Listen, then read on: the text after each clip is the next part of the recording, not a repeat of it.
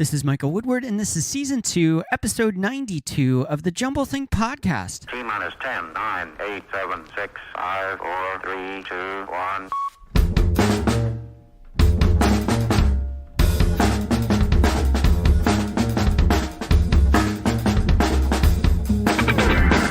Welcome to the Jumblethink Podcast, a podcast focused on telling the stories of dreamers, makers, innovators, and influencers. Along the way, they'll share tips on how you can turn your dreams and ideas into reality too. Today on the podcast, we are talking about looking back so that you can move forward.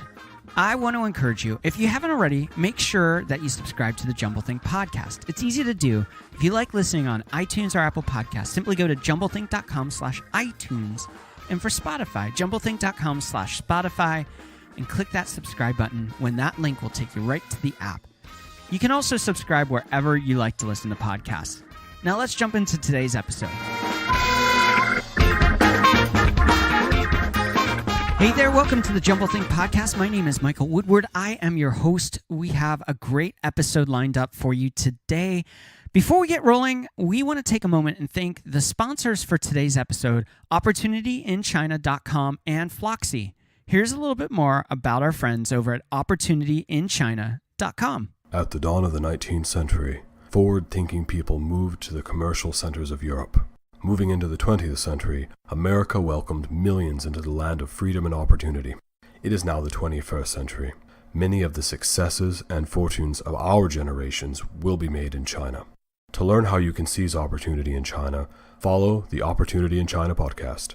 The Opportunity in China podcast is available anywhere podcasts are streamed, or you can visit our website at opportunityinchina.com. And here's a little bit more about our friends over at Floxy.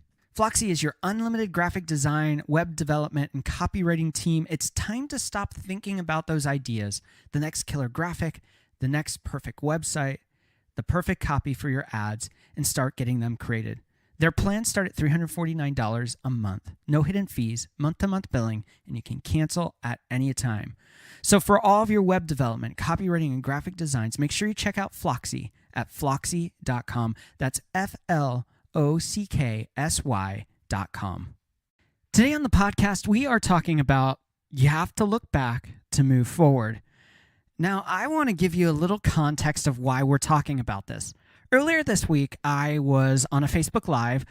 We had a guest on, and at the end of the episode, I was like, oh, what are we going to talk about for Friday's episode? What is the topic? And the words that came to mind were, you have to look back to move forward. Now, this wasn't something new. This was something that I've thought about for a long time, probably about 3 or 4 years. These words have been coursing through my brain of you have to look back to move forward. And, I've often questioned, what does that mean? What is the importance of that? And why do I need to look back to move forward? Now, here's the funny thing. After I was on that Facebook Live earlier this week and shared that was the topic for Friday's episode, I walked down our driveway, a very long driveway. I get to the end of the driveway to pick up the mail and our trash cans, and I pull out a flyer from our friends over at Roundabout Theater Company in New York City. And they were working on a new play or musical, Merrily We Roll Around. It's probably a musical. And I love their stuff. I flip it over. And at the very top of this little flyer that comes in the mail, the words exactly say, you have to look back to move forward. And it got even weirder because the discount code to get the discount off of tickets is use code, and then it's MW, which are my initials, Michael Woodward, remind. And I just thought that was profound and timely that the very message that I'm going to talk about, I'm being reminded by mail after I had announced it to all those who listen on Facebook Live that this was our topic, to look back to move forward. The time of year we're going into, the end of 2018, the beginning of 2019, is especially a strong time to look back as many of you are planning for 2019. You're thinking about the dreams and ideas and the things that you want to accomplish. It's a great time for those who are thinking, what are my resolutions? Maybe it's to get healthy. Maybe it's to get those abs you've always wanted. Maybe it's to start that dream business. Well, no matter what it is, this season, for whatever reason, the ending of one year and the start of a new is a catalyst for us to take stock of what has been and where we're going next. You know, for many, it's a time to celebrate victories or loss. It's a time to look back and look at our failures and say, we're not going to do that again. And it's a way to prepare for the coming of a new future, a new possibility, a new season. In this change of seasons, this change of year from one year to the next, from fall into winter, it really begins to cause us to have retrospect for the past and create a plan and strategy, or at least dreams for a future.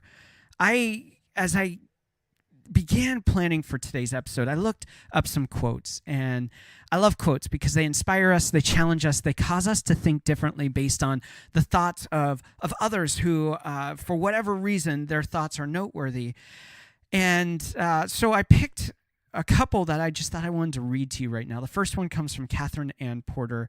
She says, "The past is never where you think you left it." That's so profound. The past is never where you thought you left it. And then John Bainville, he wrote The Sea. He said, "The past beats inside me like a second heart." Rick Warren in The Purpose-Driven Life, he writes, "We are the products of our past, but we don't have to be the prisoners of it." Let me try that again. "We are the products of the past, but we don't have to be prisoners of it." Confucius says, "Study the past if you would define the future." And then finally, Barbara Taylor Bradford in Unexpected Blessings. She writes, "The past was always there, lived inside of you, and it helped to make you who you were. But it had to be placed in perspective. The past could not dominate the future." These are all profound quotes about the past and the future and the present and how it defines us, how the past defines us, how the future defines us, and the position in which we operate if we want to live a fulfilled life. So powerful. But I wanted to go deeper than this. I thought, what is it that the past is really showing us? What is it that the future gets unlocked by the past? And I created a little list of a couple items that I thought were so significant for why we need to look back to move forward. Number one, your history defines your current state. Where you are today is in direct correlation to the past that you've lived up to today. It defines you as you currently are. It creates your worldview, the knowledge you have, the experiences that guide you. Looking back is so critical to understanding that foundation so that you understand why you are where you are, so that you can change it or grow from it or expand it or reach further. And it gives you that foundation for really getting to the next level. And you have to be honest in looking at your past. You have to be honest when you assess it so that you can see the current state as it is. You can see the good, the bad, the ugly, and you can move from there. Number two, it gives you a presupposition. It gives you a foundation for how you process, respond, and see the world.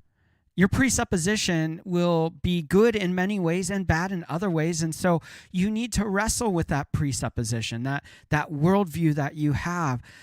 Get out the junk so that you can be free to move forward and hold on to the things that are true and dear and good to be a bedrock for that future. Number three, it allows you to learn from the failures.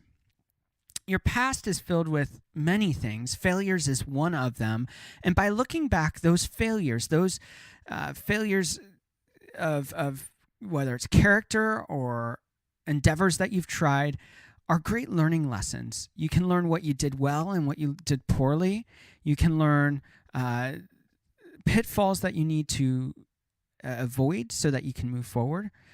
So failures are something that you can learn from in your past, but that's not the only thing that you can learn from your past. Number four, it encourages faith for the future.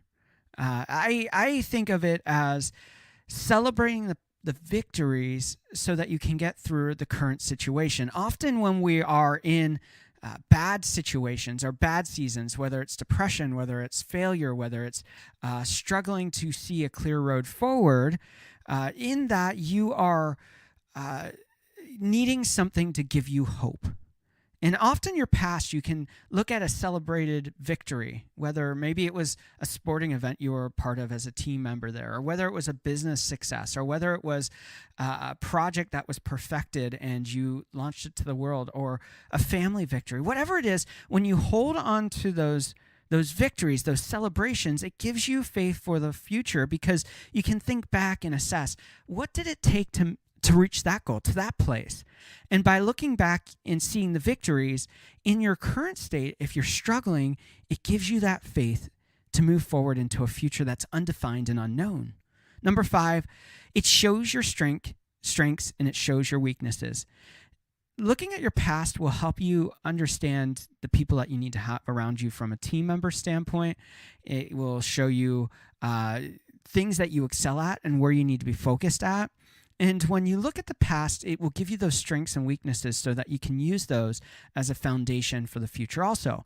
If you know that, hey, I'm great at money management, but I'm really, really poor at marketing strategy, then you know from your past failures, I can focus on the financials of this new startup I have, but I can't focus on the marketing strategy. So you bring someone in to help support that.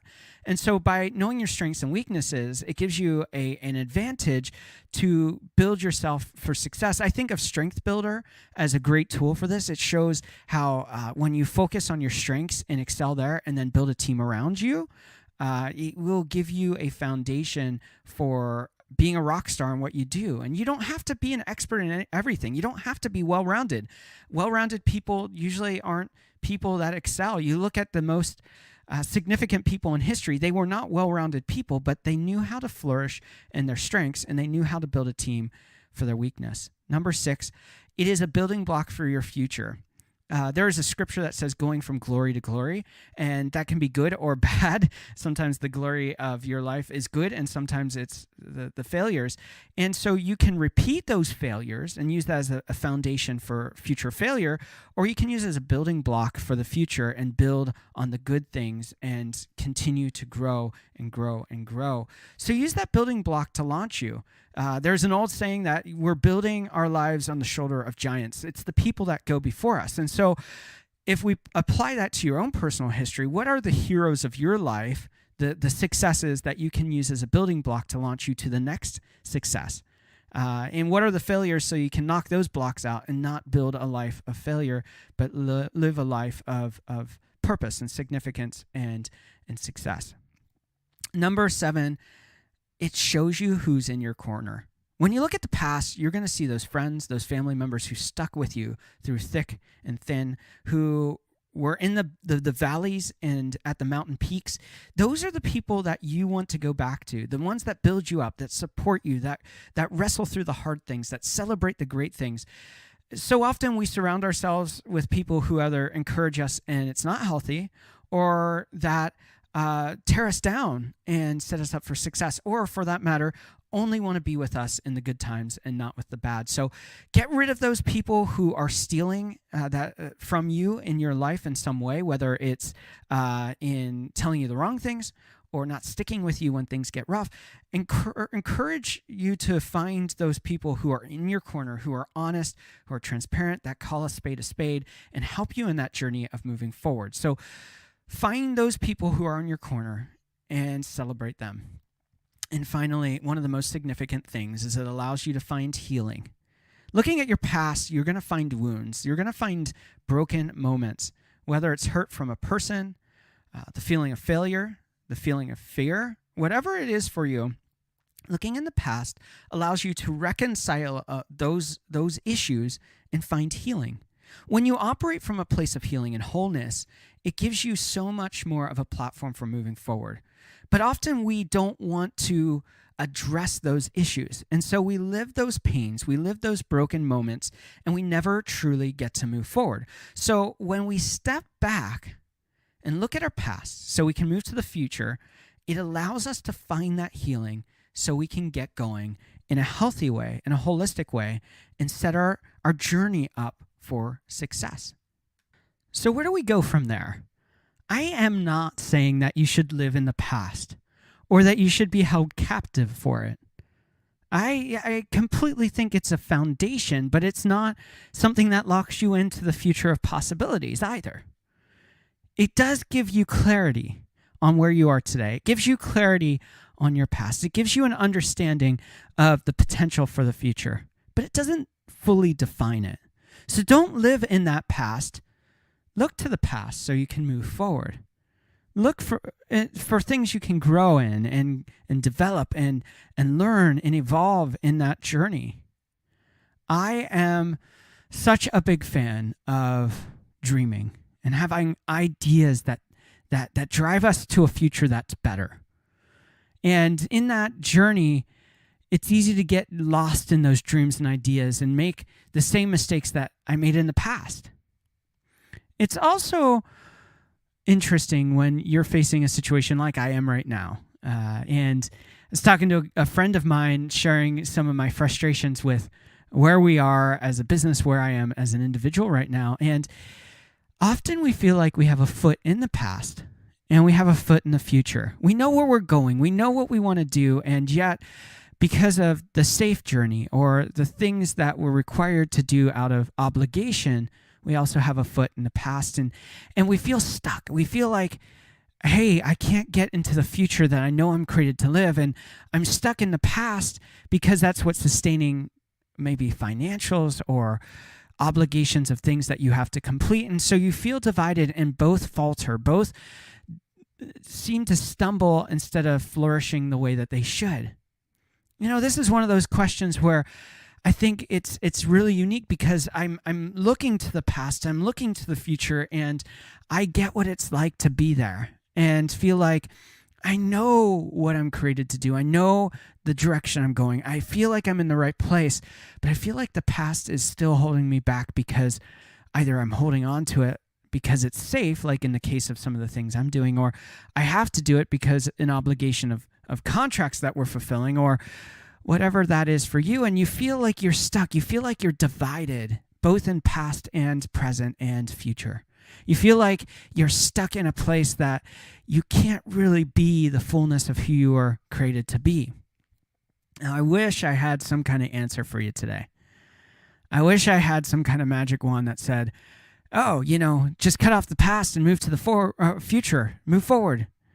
But sometimes you can't do that. So what do you do when you're stuck in a place of both the past and in the future?